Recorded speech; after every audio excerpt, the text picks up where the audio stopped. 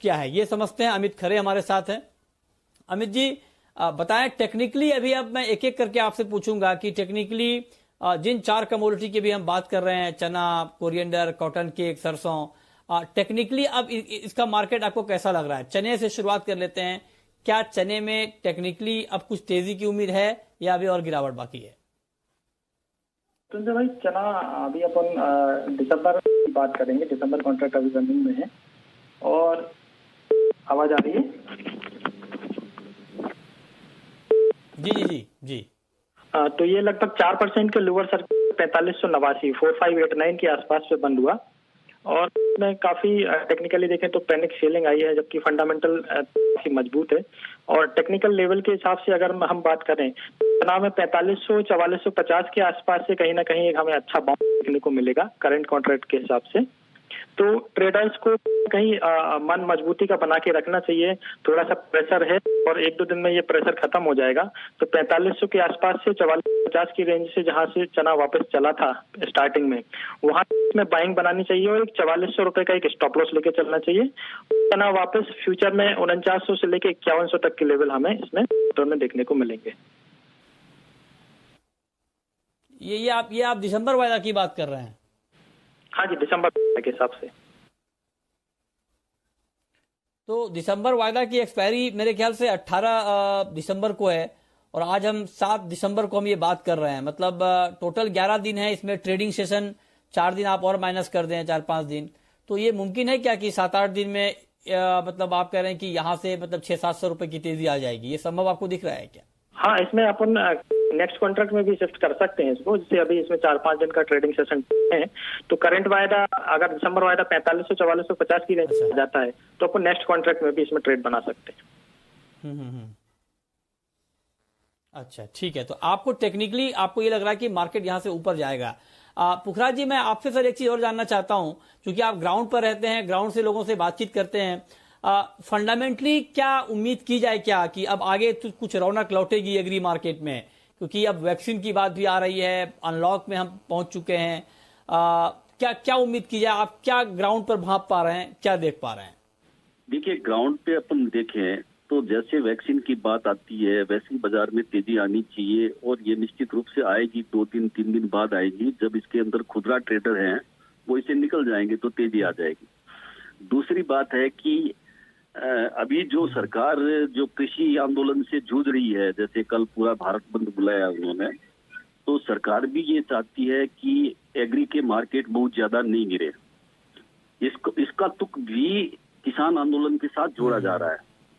यानी किसान इसका विरोध कर रहे हैं, तो ऐसा लग रहा है लोगों में एक भावना ये भी बनी है कि शायद बड़े कॉर्पोरेट यदि ये बिल को वापस ले लेंगे तो बड़े कॉर्पोरेट है वो इसके अंदर नहीं आएंगे। तो ये भी एक वजह बनती है। तो फंडामेंटल हम देखें तो मृत्युंजय जी, कोई भी बाजार माइनस पे या मंदे पे नहीं रहना चाहिए था। जो ये मंदे पे रहा है उसकी ये एक अजीब सी बात है कि ये क्यों मंदा हुआ, इसके पीछे कारण क्या है? जिस शेयर मार्केट है लगातार बढ़ा है, तो पॉजिटिविटी है उसके अंदर की भी ठीक है, आगे जाके वैक्सीन आ जाएगी, समय ठीक है। तो वो पॉजिटिविटी यहाँ पे देखने को नहीं मिली। जब कोरोना की खबरें आई तब बाजार मंदा हुआ था, पर जब कोरोना के वैक्सीन की खबर आ रही है तब बाजार का मंदा होना ये तो कोई विशेषज्ञ नहीं बता सकता। और जहां तक मृत्युंजय जी टेक्निकल की बात है, टेक्निकल हर मंदी पे मंदी और हर तेजी पे तेजी बताएगा, फंडामेंटल तो वैसे नहीं बोल सकता सर। हाँ, ये ठीक बात है कि आपने बताया कि जब वैक्सीन की खबर आने वाली है तो फिर मतलब वैक्सीन की खबर आ रही है तो फिर मंदा क्यों? अब अमित जी, मैं आपने चने के बारे में बताया, अब आप बताइए coriander, cotton seed oil cake और मस्टर्ड की टेक्निकल चार्ट क्या कहते हैं? नितिन भाई, अभी अपन आरएम सीड की बात कर लेते हैं। तो आरएम सीड जैसे दिसंबर 5577 के आसपास बंद हुआ और इस समय ट्रेडर्स को जो है 5500 के आसपास एक खरीदारी करके चलने करंट भाव से 50-60 पॉइंट नीचे, और ऊपर में इसमें वापस 800 से 6000 तक के लेवल हमें देखने को मिलेंगे, जिसके लिए हम 5450 रुपए का एक स्टॉप लॉस मेंटेन करके चलेंगे। तो टर्म के हिसाब से ट्रेड बनाना चाहिए, 5500 के आसपास खरीदें, 5450 का हमारा स्टॉप रहेगा, 5900 से 6000 रुपए तक का इसका टारगेट रहेगा। ये जो अभी डाउनफॉल टाइम से देखते हैं ये 2-4 दिन के लिए है, ये वापस फिर से हम देखेंगे कि रिकवरी का मोड वापस देखने को मिलेगा। ओके, और ये बाकी कॉटन केक कोकोट की अगर हम बात करें तो दिसंबर कोकोट लगभग 2006 के आसपास बंद हुआ, 4% लोअर सर्किट पे बंद हुआ। और इसमें हमारा जो एंट्री रेंज है वापस 1980 से लेके 1950 की रेंज में इसमें कहीं पे भी एंट्री करें।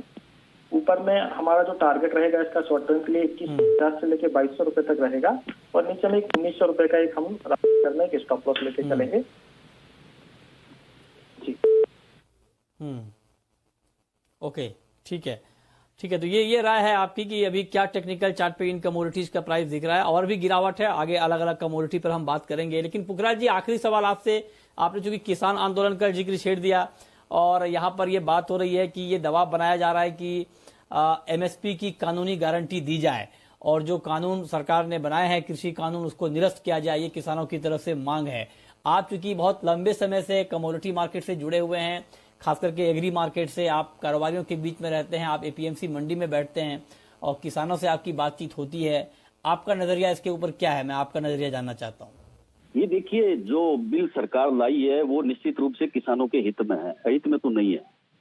और यहाँ अहित कहीं हो रहा है तो मध्यम वर्गीय व्यापारी का हो रहा है, क्योंकि मंडियों से कारोबार बाहर निकल जाएगा, ये बात फाइनल है। पर ये किसान जो आंदोलन कर रहे हैं उसको सिर्फ ये आशंका है, एक भय है भविष्य का कि कहीं एमएसपी को खत्म नहीं कर दें। अभी हम कानून को देखें तो इसके अंदर कोई खामी नहीं है, ये किसानों के पूरे फायदे के लिए है। यदि कॉर्पोरेट आते हैं, जैसे लिक्विडिटी की कमी है कमोडिटी मार्केट के अंदर, और बड़े कॉर्पोरेट या विदेशी कंपनियां आती है तो निश्चित रूप से इसमें धन आएगा, तेजी आएगी। तो ये बात जो सीए और एनए पे हुई थी, जिस तरह का आंदोलन हुआ था, उसमें भी आशंकाएं जाहिर की थी कि कल ये हो जाएगा, परसों ये हो जाएगा, हमें नागरिकता नहीं मिलेगी। यही आशंका आज की जा रही है कि एमएसपी हट जाएगी। सरकार लिखित में एमएसपी के लिए देने को तैयार है, पर वो अधिनियम में नहीं ला रही है। यही किसानों की ये चिंता है। जहां तक ये कानून की बात है, कानून बहुत अच्छा लाए हैं ये, और जहां आवश्यक वस्तु अधिनियम का जो कानून लाए हैं सर, 50 साल से मैंने देखा है व्यापारी लगातार हड़ताल कर रहे थे। मैं भी इसके बीच में एक बार अंदर गया हूँ इस आंदोलन के अंदर, तब हमारी मांग नहीं मानी गई थी। अब जब ये मांग मान ली गई है, या मान लो आवश्यक वस्तु अधिनियम हटा दिया है, तो व्यापारियों ने इसका स्वागत नहीं किया। क्यों नहीं स्वागत किया? कि दूसरे जो हैं वो व्यापारियों को तंग कर रहे हैं, कानून छोटे व्यापारियों को, मध्यम व्यापारियों को तंग कर रहे हैं। तो मेरा ये मानना है कि किसानों के लिए बहुत अच्छा है। मृत्युंजय जी, मैं आज आप एक सवाल पूछना चाह रहा था जी, आपकी इजाजत तो मैं पूछ लूं?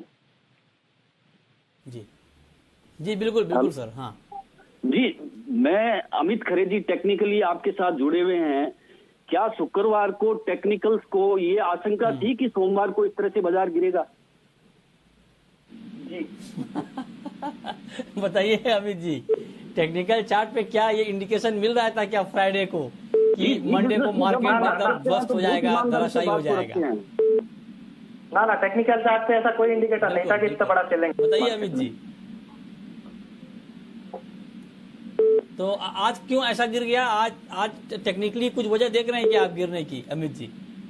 हाँ, मैं वही कह रहा हूँ कि टेक्निकली इतना बड़ा फॉल का ऐसा कोई इंडिकेटर नहीं था। ये थोड़ा सा कभी कभी एंटीडेक्स में हो जाता है लूज फॉल। ओवर सेलिंग है। अच्छा, हाँ, ओवर सेलिंग है जी, ठीक बात है। चलिए, तो पुखराज जी आपका जवाब भी मिल गया, बहुत शुक्रिया पुखराज जी आपका, अमित जी आपका हमारे साथ जुड़ने के लिए और डिटेल में एग्री मार्केट की चाल को टेक्निकली और फंडामेंटली समझाने के लिए।